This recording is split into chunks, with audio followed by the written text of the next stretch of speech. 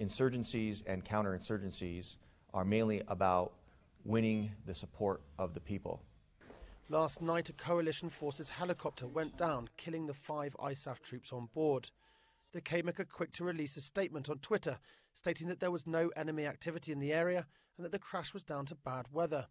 At the same time, the Taliban released a statement on their Twitter account, claiming that they shot down the helicopter.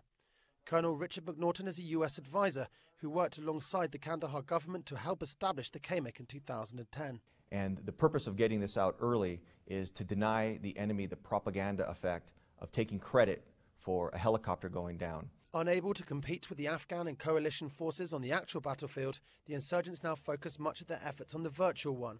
Sporadic attacks on government branches, such as the one on the Afghan Defense Ministry in Kabul on March the 9th, are strategic attempts to provoke fear and uncertainty about the government's ability to secure the country. They are so good in propaganda, and they are so good in getting their message out on social media, on internet, to the media and to the people. Although both the KMEC and the Taliban have several thousand followers on Twitter, their primary objective is to get their message out to the journalists, who in turn feed the information to the mass population.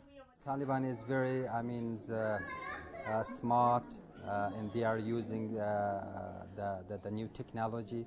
For example, they are tweeting, they are using Facebook, they are texting us, and they are sending emails. Anything's happened, so they are the first to let the journalists know.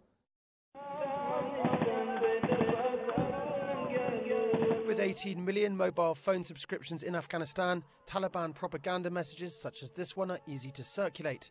But with both the insurgents and the Afghan government embracing modern media, the information battleground is spread much wider.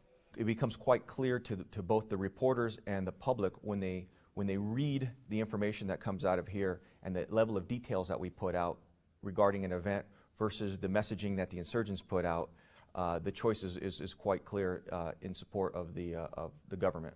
The decision to combat Taliban propaganda in Kandahar by providing local and national press with quick, factual details whenever a situation arises has played a large part in helping to swing public opinion towards the government. But with the 2014 deadline for the transition of all security to the Afghan forces fast approaching and the presidential election in the same year, the battle for public opinion is now at its most critical.